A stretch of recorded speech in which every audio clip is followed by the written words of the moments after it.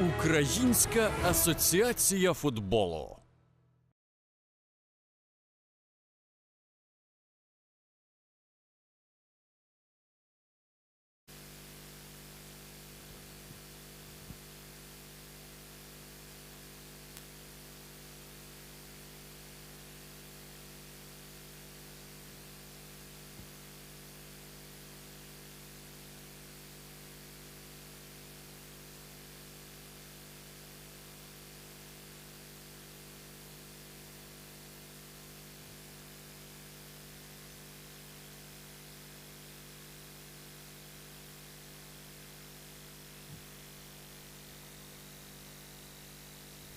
Dear colleagues, so welcome to this Master -1 press conference ahead of our match here tomorrow, Ukraine versus Iceland. We have your head coach Gareyde and team captain Sverrir Ingason. We can take your questions in English or Icelandic. Questions in English will be translated into Ukrainian and the answers also. Questions in Icelandic to the player will be answered in Icelandic and there's no translation for that. Okay, so please raise your hand if you have a question and raise the question into a microphone. I guess we're having roaming microphones, yes? So the cameras can pick up the sound, okay? Thank you. Who wants to go first? Just let me translate it, okay? Yes, okay. Пані та панове, ми розпочинаємо прес-конференцію головного тренера збірної Ісландії Гарейде і також капітана команди Сверріра Інгансона. Можу зауважити, що ми будемо перекладати виключно запитання англійською до тренера, тому що капітан не говорить англійською і питання будуть задаватися ісландською. Тож, перш ніж задавати питання, будь ласка, піднімайте свою руку та представляйте медіа і адресуйте або капітану, або головному тренеру. So you're welcome, please. Yeah, okay, just the status of the squad. I saw everyone trained today. Is everyone fit for tomorrow? Yeah, everyone is fit. We have to send Arnor Sigurdsson back home, and we call up Stefan Thordarson as an extra man in the score. So everyone is fit and ready to go. Запитання, чи всі сьогодні тренувалися, чи зараз на передматчевому тренуванні, і чи всі готові до завтрашнього матчу. І тренер відповів, так, всі готувалися, Сігурдсон повернувся, і, в принципі, сьогодні всі показали гарне тренування і готові до завтрашньої гри. Sverrir, hvernig spennustigið í hópnum fyrir þennan mikilvæga leik? Mér spennustigið bara hafi verið mjög fínt hingað til.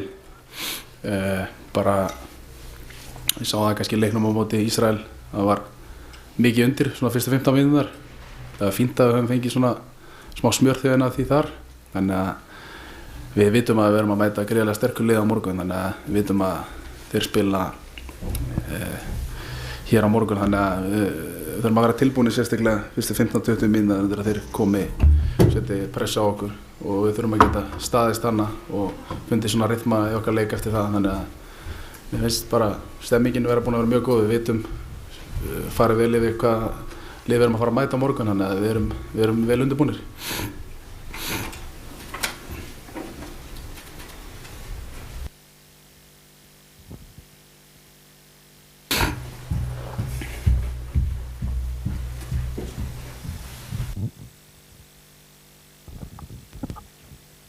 Hello. It's a very special context for both teams. Is it possible just to think about football and that time? And how did you live the last days with everything about around the game? Thank you. Everybody's asking me about this, since we played Israel first, and now Ukraine. I think it's we come from a democrat part of the world, with Iceland, and I come from Norway myself. So we've seen the situation, the nation of Ukraine, and we've taken a lot of refugees from Ukraine as well, So obviously we feel sorry for the people who has to leave their homes. So. But now we play the footballers of Ukraine, which I've done before, and they are good footballers, good sportsmen. So we have to concentrate on that. And what can I say? the life of the people down there is at the moment terrible. Окей. Запитання було про те, що ми всі розуміємо, в якому контексті відбувається цей матч, коли в Україні є війна. І, власне, як ви сприймаєте це? Чи можна концентруватися в такій ситуації на футболі? І питання, власне, як ви прожили останні ці кілька днів перед матчем, які у вас були емоції? І тренер говорить, що, власне, останнім часом мене всі питають про те, як я ставлюся до ситуації в Україні. І я можу сказати, звичайно, ми як демократична країна, як країна, яка дійсно розуміє, що відбувається, ми всі бачимо ситуацію, ми всі дуже співчуваємо. Ісландія, як і багато європейських країн, приймають біженців з України, і нам дуже шкода людей. І, звичайно, це дуже жахлива ситуація. Але всі ми спортсмени, всі ми футболісти, ми маємо концентруватися на грі, і для нас наразі це є головне. Do you consider Ukraine a much stronger side than Israel, and will you consider a different approach, more defensive than against Israel? Sometimes you can beat defensive approach with offensive mind, and Ukraine is a good football nation. It's very hard to measure how much better they are, but they are good in many ways. But we know that all teams are beatable. They're a good team, and Iceland is good as well. When we get everything to function and get our players to do what we had agreed on, we try to create a unit which is hard to beat. And games like this has their own life, you know. Finals, if you look at finals in all competitions, you know, it's impossible to say who's going to win. And this is the final, and there could be a favorite. Somebody has Ukraine as a favorite. I say it's 50-50. If we load, if we prepare us right, you know, it's 50-50, because there is probably more pressure on Ukraine than on Iceland, and sometimes the so-called underdogs can hit back. Питання про це, чи вважаєте ви, що Україна є безперечним фаворитом і більш сильною командою? І, власне, якщо це так, чи розраховуєте ви завтра зіграти більш захисний футбол? І питання, і тренер сказав про те, що іноді ми маємо застосовувати такий захисний підхід, але насправді ми маємо атакувальний менталітет і маємо думати про те, як атакувати. Звичайно, ми розуміємо, що Україна дуже сильна команда з дуже класними гравцями, але насправді такі ігри, як завтра, це фінал, і така гра може бути один раз на життя. І якщо ви говорите, що Україна фаворит, то я з вами не погоджуюся, тому що шанси 50/50, тому що всі ми розуміємо, що це лише одна гра, і вона покаже, хто, власне, виграє. Звичайно, я можу сказати, що, можливо, через те, що всі вважають Україну фаворитом, на неї є безпосередній тиск. І, можливо, це дійсно зіграє навіть нам на руку, тому що Україна має цей статус фаворита. Okay, which player is the greatest threat in the Ukrainian team, in your opinion? Won't tell you. Alright. Einu viðbót á Sverri, Sverri, þú ert að fara að mæta Mihály Mudryk sem alveg öskufljótur leikmaður. Hvernig maður undirbúa sig þegar þú ert í öftustu viljunni, þú ert að fara að spila á móti svona hrikalega snöggum gaurum? Já, við erum líka með mjög fljótan bakvörð sem til vera Guðl og Viktor. Hann er nú ekki hægur, getur sagt, þegar hann kemst á flug. Þannig að já, klárlega frábær leikmaður þar á ferð, mikið hæfileikum, öskufljótur, þannig að við þurfum bara að vera vel undirbúnir, sérstaklega ekki gefa honum mikið svæði á vellinum til þess að geta sérstaklega hlaupið aftur fyrir okkur þá og lendi í eltingaleik við hann.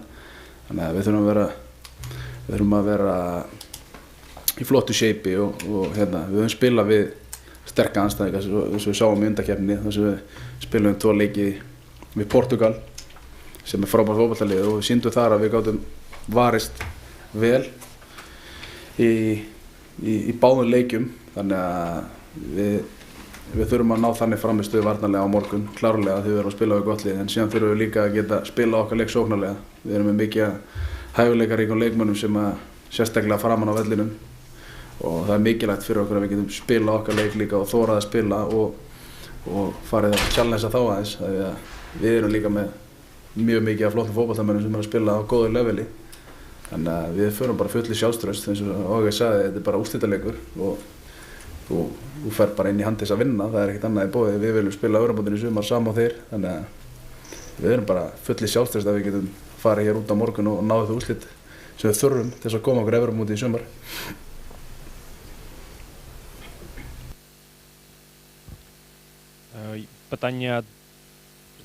Питання до головного тренера. Я хочу запитати про які, на вашу думку, є найсильніші сторони у грі збірної України, що несе найбільшу загрозу для вашої команди, і наскільки у цьому матчі буде важливим ось така емоційна складова, тому що чи відчуваєте ви, що українці матимуть якусь емоційну перевагу, зважаючи на те, що відбувається зараз в Україні, і чи це буде якоюсь загрозою для вас?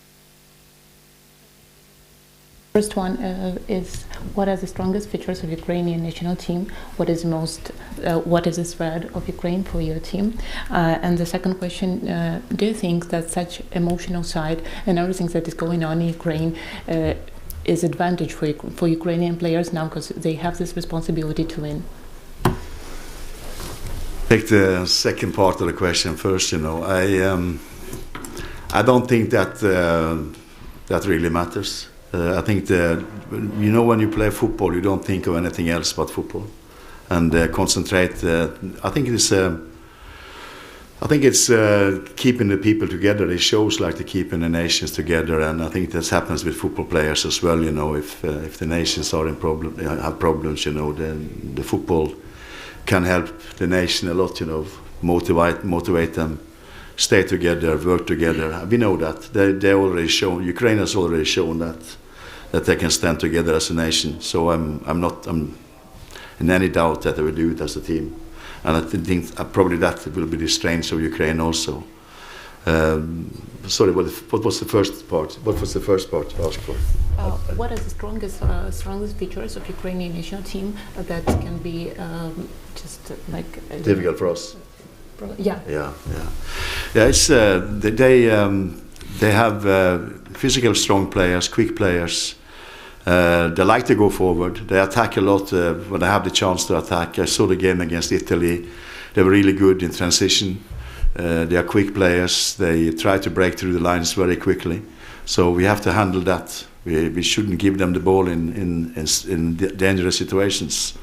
And if you manage that, we can keep them away from chances. And they had a lot of good things as a team. But when they go offensive, they also have weaknesses, and we try to exploit those weaknesses when we have the possibility, because we also have quick players and good technical players, and we can use them. Окей. Перше запитання щодо сильних сторін збірної України. Власне, всі ми розуміємо, що Україна дуже сильна команда з дуже гарними персонально сильними футболістами, і вони можуть грати як в захисний футбол дуже якісно, що показали вони в матчі проти Італії. Так само вони грають в гарний атакувальний футбол, дуже швидко рухаються між лініями і дуже швидко просувають м'яч між лініями. Але всі розумієте, що якщо команда сконцентрована на атакувальному футболі, на атаці, вони дещо втрачають концентрації у захисті. І відповідно ми теж маємо дуже багато якісно атакувальних футболістів, які можуть скористатися цими шансами, які нам випадуть. Тож, власне, ми будемо концентруватися на своїй грі. І щодо емоційного стану національної збірної України, власне, через війну, головний тренер говорить, що насправді він не вважає, що це може бути перевагою, тому що наразі ми всі футболісти, всі спортсмени, і вони концентруються так само, як і будь-хто на футболі, на грі. Але, звичайно, всі ми розуміємо, що переживає Україна. І що футбол, насправді, як гра, як спорт, він єднає націю. І ми вже не раз і вже збірна команда України не раз показала, наскільки це є важливо для країни, України перемагати на футбольному полі. Але власне, я не вважаю, що це може бути перевагою в завтрашньому матчі.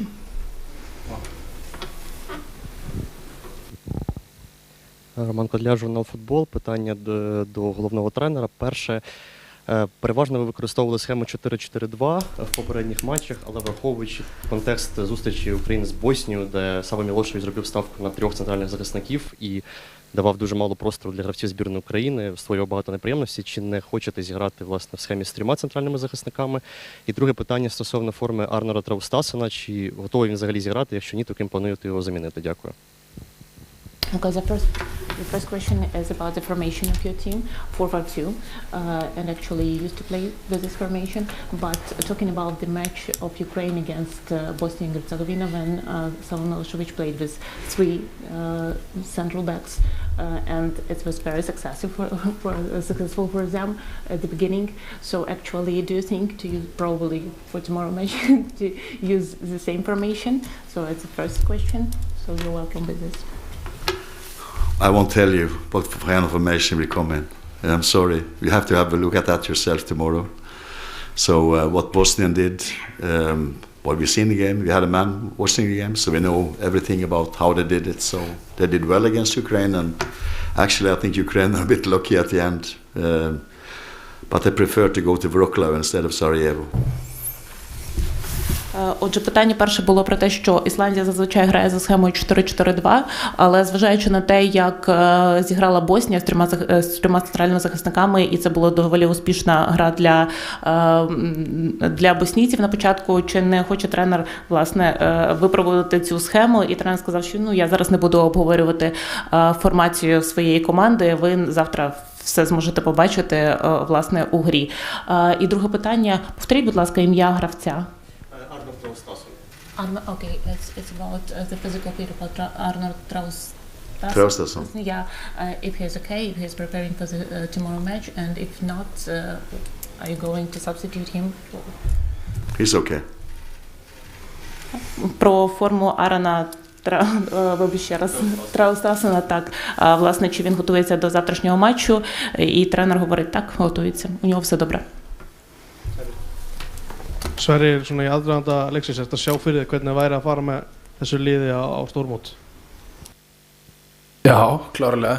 Ég fengi heiðurinn að fara 2 áður og þetta eitthvað skemmtilegt að lífsa þess að ég tekið þátt í og ég held að það myndi gefa þessu landsliði svakalega mikið að fá þessi reynslu og við erum með frábært tækifæri framan okkur, við erum einu leik frá því, þannig að ég get alveg lofa því að við munum leggja allt í sölundar á morgun til að ná okkar markmiðum og sem fótboltamaður þá veistu ekkert hversu mörg tækifæri þú farið, þannig að þetta geti verið mitt síðast tækifæri fyrir að komast með landsliðin á stórmót og aðra í liðinu, margir af þeim eru líka að byrja, þannig að við erum staðarnur í því að reyna að nýta þetta tækifæri og vera með í sumara því að þetta eru stærstu mómentin sem fótboltamaður er að spila fyrir þjóðina og á stærsta og skerast á sviðinu. Og hefur auðvitað spila á EM og HM, en þessi leikur að komast á EM sem einn af lykilmönnunum í liðinu, er þetta stærsti leikurinn? Já, það er alveg hægt að fara rauk fyrir því. Þetta var í öðru hlutverki í kannski áður í hinum hópanum þegar við vorum áður. Það var alltaf stíga minn fyrstu skref með landsliðinu líka og ég veit að það hjálpaði mér mikið á þeim tímabúnta ferlinu að hafa fengið að taka þátt í þessum báðum verkefnum og ég menna það myndi gefa fullt af leikmanni sem eru að taka sín fyrstu skref eins og ég var á þeim tíma að komast ennþá lengur á styttri tíma, þannig að það má alveg fara rauk fyrir því að þetta sé eitt svo stærsti og bara þetta eru leikirnir sem þú vilt vera að spila sem fótboltamaður, allt undir, fullu völlur og ég menna spila upp á eitthvað sem að skiptir öllu máli, þannig að sem ég sagði, við erum bara fullir stráströst og við erum að fyrst og fremst að trúa þið sjálfur að við getum farið hér og gefið Úkraínumönnum góðan leik á morgun. Okay, what would it mean for this team to get to the Euros? I think it's a game changer for every national team to get into Euros or the World Cup, because then we have time to be together for a longer period. We can work on things and the players will know each other even better.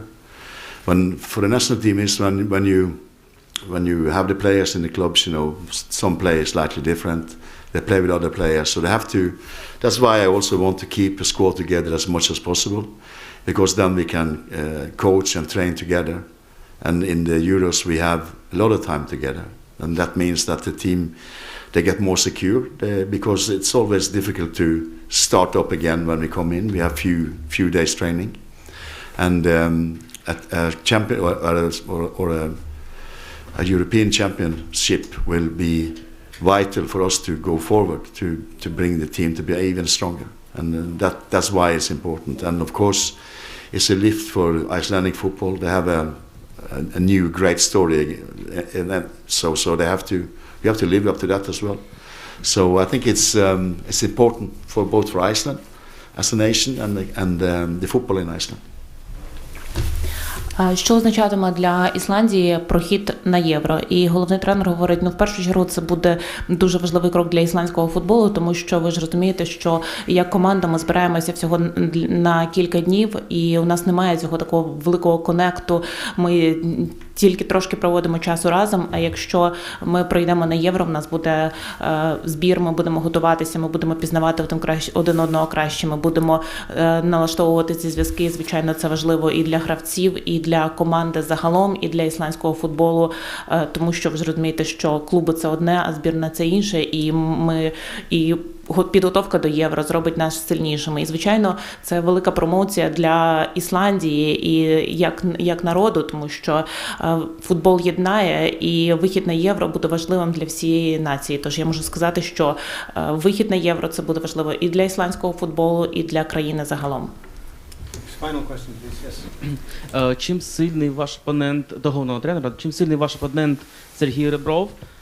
І чи очікуєте якихось несподіванок в рішеннях нашого тренера в завтрашньому матчі?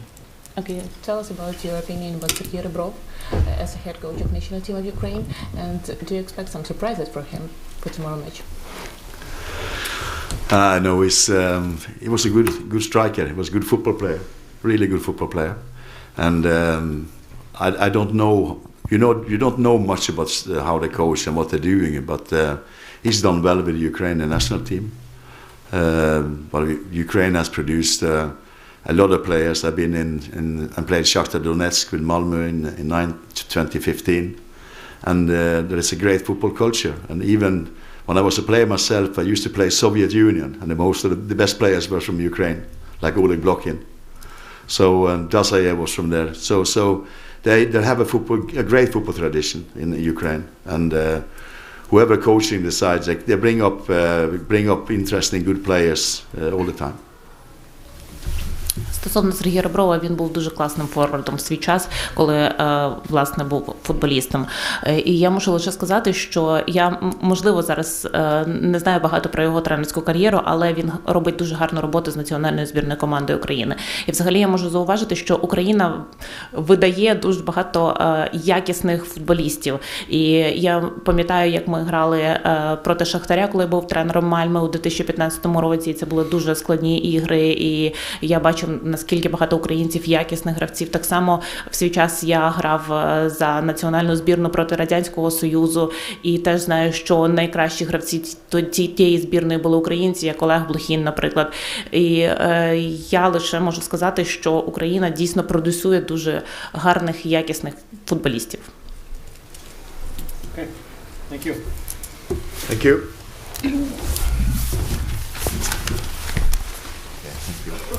Thank you. Good luck. Thank you.